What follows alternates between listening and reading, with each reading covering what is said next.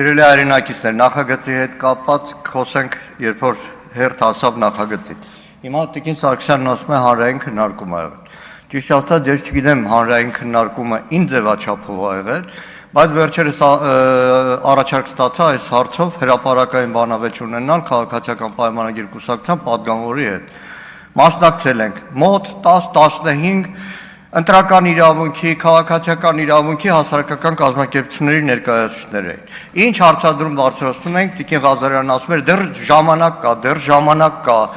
Նույնիսկ հարց տվեցի ազգային ժողովի փորձագիտական գրասենյակի կարծիքը կա թե ոչ, դեռ ժամանակ կա կլինի։ Հիմա նախագիծը բերել են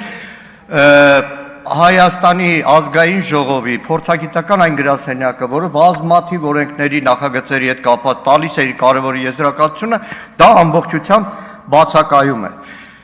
Ինչ վերաբերում է հանրային քննարկումներին, այդ որ հանրային քննարկումների արդյունքում է, որ ապշտապ բերում են նախագիծը, երբ որ նախորդին Հայաստանի առնվազն հասարակական կյանքում վերջին տարիներին ամենաակտիվ մասնակցությամբ հանդես եկած հասարակական կազմակերպությունները միասնական հայտարարությամբ նշում են, որ այս նախագիծը հակասահմանադրական է եւ այս առումով իրականում հանրության հետ կապ չունեցող, հանրության կարծիքը չլսող նախագիծ է, որ բերվում է